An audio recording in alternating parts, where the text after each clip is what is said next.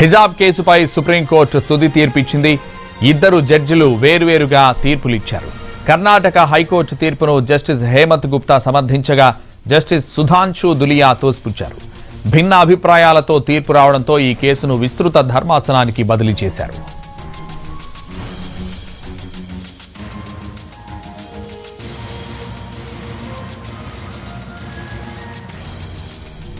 కర్ణాటక విద్యా సంస్థల్లో యూనిఫామ్ను పూర్తిగా పాటించాలన్న రాష్ట్ర ప్రభుత్వ ఉత్తర్వులను సమర్థిస్తూ హైకోర్టు ఇచ్చిన తీర్పును సవాల్ చేస్తూ సుప్రీంకోర్టులో పిటిషన్ దాఖలైంది. మహిళలు హిజాబ్ ధరించడం ఇస్లాంలో తప్పనిసరి కాదని చెప్పింది హైకోర్టు.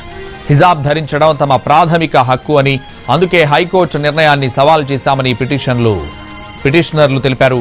గత 10 నెలలుగా కొనసాగిన వివాదంపై సుప్రీంకోర్టు తుది తీర్పు ఇచ్చింది. అక్టోబర్ 2021లో కర్ణాటకలోని ఉడిపి ప్రభుత్వ పియు కాలేజీలో వివాదం ప్రారంభమైంది. ఈ కాలేజీలో కొంతమంది అమ్మాయిలు హిజాబ్ వేసుకుంటామన్న డిమాండ్తో వివాదం రాజుకుంది. డిసెంబర్ 31న కాలేజీలో హిజాబ్ ధరించిన 6 బాలికలను క్లాస్ రూమ్లోకి అనుమతించలేదు. దీనిపై కాలేజ్ బయటవారు నిరసన తెలిపారు. అదే రోజు ఈ వ్యవహారం హైకోర్టుకు చేరింది.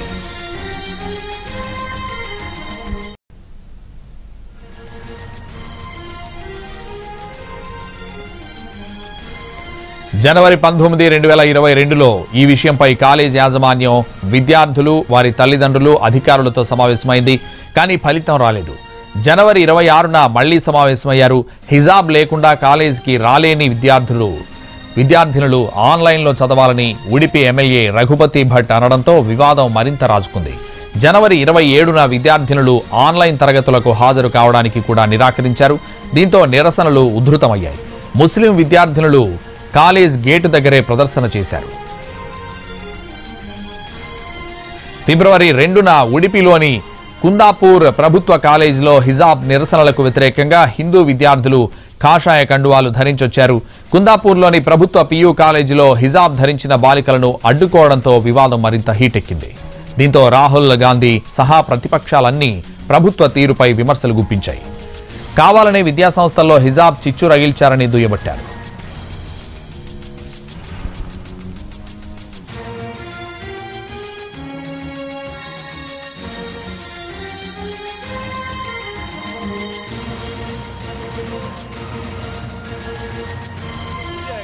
For constitution of the larger bench.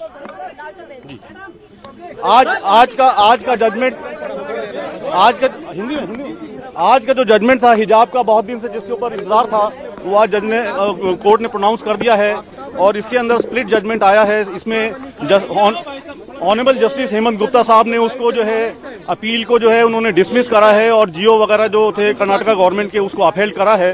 लेकिन justice Gulia honourable justice Gulia ने डिफरेंट व्यू लिया है इसके अंदर, इस मैटर के अंदर, और उन्होंने इस मैटर के अंदर उसको अपील्स को अलाउ करा है और उन्होंने 3 चॉइसेस के ऊपर, 3 पॉइंट्स के ऊपर इसको मेन एम्फेसिस दिया है.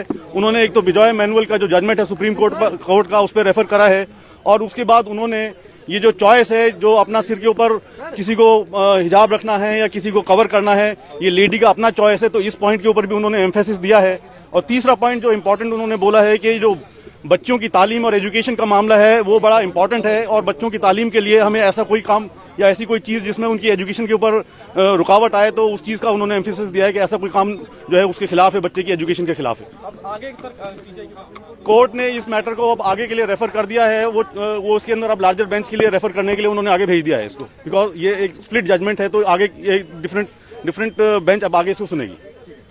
He has a differing view because a girl child faces a lot of problems while they are being sent to the schools and colleges, and their right to education is more important than wearing or not wearing a hijab. Operative part of the order says that it has to be placed before the Honorable Chief Justice of India, and he is going to form a new bench. Either it will be a larger bench or it could be even 3 judges. Abhi to there is a divergent view between the 2 honorable judges, and therefore until the matter is referred to a larger bench or it is taken up by another bench, there is a divergent views expressed by the 2 honorable judges, and therefore the matter has to be sent to a larger bench or to a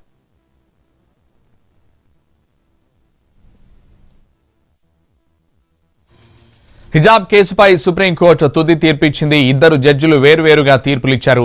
Karnataka high court తీర్పును justice Hemant Gupta సమర్థించగా justice Sudhanshu దులియా తోసిపుచ్చారు. భిన్నాభిప్రాయాలతో తీర్పు రావడంతో ఈ కేసును విస్తృత ధర్మాసనానికి బదిలీ చేశారు. ఇదే విషయానికి సంబంధించి మా ప్రతినిధి ఢిల్లీ నుంచి రాజు మరిన్ని వివరాలు అందిస్తారు. రాజు,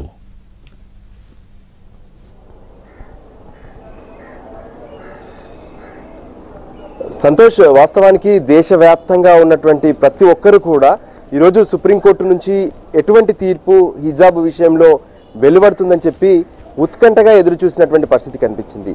కానీ అన్ని రకాలుగా అటు వాదనలు ప్రతివాదనలు విన్నటువంటి సుప్రీంకోర్టు ధర్మాసనం అంటే హేమంత్ గుప్తా, దాంతోపాటు సుధాంశు దులియా గత 10 రోజుల క్రితమే దీనికి సంబంధించినటువంటి పూర్తిగా తీర్పును ఇచ్చేందుకు సిద్ధమైనటువంటి పరిస్థితి కనిపించింది. కొంత రిజర్వ్ చేసిన తర్వాత ఈరోజు ప్రకటన ఉంటుంది, తీర్పు వెలువరిస్తారని చెప్పి అందరూ ఎదురు చూశారు. కానీ ఏదైతే హిజాబ్కు సంబంధించి వాళ్ళు ఇచ్చేటటువంటి తీర్పు విషయంలో ఇద్దరికి కూడా భిన్నాభిప్రాయాలు వ్యక్తమైనటువంటి పరిస్థితి కనిపించింది.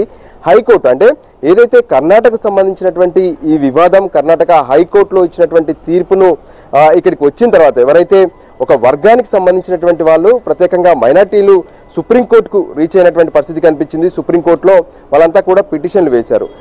అప్పటికే అంటే గత సంవత్సరం ఏడాది చివరిలో జరిగినటువంటి వివాదాలు పెద్ద ఎత్తున కర్ణాటకలో ఆందోళన కలిగించినటువంటి పరిస్థితి. పెద్ద ఎత్తున స్కూళ్లు కావచ్చు, బయట ఉన్నటువంటి చాలా స్థలాల్లో కూడా ఆందోళనలు దాడులు కూడా జరిగినటువంటి పరిస్థితి కనిపించింది. సో ఎక్కడ ఎవరికి ఎటువంటి ఇబ్బందులు లేకుండా దీనికి ఒక తీర్పు కావాలని చెప్పి అందరూ ఆశించారు. కానీ ఏకంగా ఏదైతే ధర్మాసనంలోనే ఈ విషయంలో కొంత భిన్నాభిప్రాయాలను వ్యక్తం చేసినటువంటి పరిస్థితి కనిపించింది. వాస్తవానికి కర్ణాటక హైకోర్టు అక్కడ ఇచ్చినటువంటి తీర్పు ఏదైతే ప్రభుత్వంతో ఏకీభవిస్తూ అందరూ కూడా స్కూళ్లలో ఖచ్చితంగా ఒకే యూనిఫామ్ ను మెయింటైన్ చేయాల్సినటువంటి అవసరం ఉంది, వ్యక్తిగతంగా కావచ్చు లేదంటే మతాలకు సంబంధించినటువంటి ప్రదర్శన ఇక్కడ ఉండొద్దని చెప్పి హైకోర్టు తీర్పిచ్చినటువంటి పరిస్థితి కనిపించింది. సో దాన్ని వ్యతిరేకిస్తూ ఏదైతే ఒక వర్గం సుప్రీంకోర్టుకు వచ్చిన తర్వాత చాలా రోజుల పాటు దీనిపైన వాదనలు ప్రతివాదనలు విన్న తర్వాత ఏదైతే సుధాంశ్ దులియా ఉన్నారో అతను హైకోర్టు ఇచ్చినటువంటి తీర్పును సుధాంశ్ దులియా జస్టిస్ వ్యతిరేకించినటువంటి పరిస్థితి కనిపించింది. ఇక మరోవైపు హేమంత్ గుప్తానైతే ఏదైతే అక్కడ హైకోర్టు ఇచ్చినటువంటి తీర్పు ఉందో దాన్ని పూర్తిగా సమర్థిస్తూనే ఎవరైతే ఇక్కడికి పిటిషనర్లు వచ్చారో వాళ్ళ పిటిషన్లను తోసిపుచ్చినటువంటి పరిస్థితి కనిపించింది.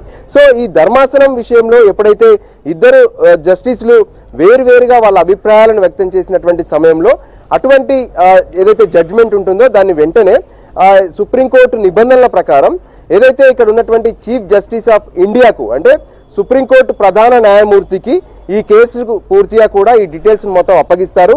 సో ఇలాంటి పరిస్థితుల్లో ఖచ్చితంగా విస్తృత ధర్మాసనానికి ఈ అంశాన్ని పంపించే అవకాశం ఉంటుంది. ప్రస్తుతం కూడా ఇప్పుడు ఈ ఇద్దరు జస్టిస్లు వేర్వేరు భిన్నాభిప్రాయాలను వ్యక్తం చేసినటువంటి పరిస్థితుల్లో ఖచ్చితంగా దీనికి మరికొంతమంది ప్రత్యేకంగా జడ్జీలను నియమించి దీనిపైన మరోసారి విచారణ జరిపి ఆ తర్వాత తుది తీర్పును వెలువరించే అవకాశం కనిపిస్తుంది. మొత్తానికైతే హిజాబ్కు సంబంధించినటువంటి అంశం పైన ఈరోజు తీర్పు అనేది ఎటువంటి విధంగా అంటే ప్రకటించే విధంగా లేనటువంటి పరిస్థితుల్లో చీఫ్ జస్టిస్ కు ఈ తీర్పును వాళ్ళ రిపోర్ట్ మొత్తం కూడా సబ్మిట్ చేసినటువంటి పరిస్థితి కనిపిస్తుంది. Santosh, right, thank you Raju.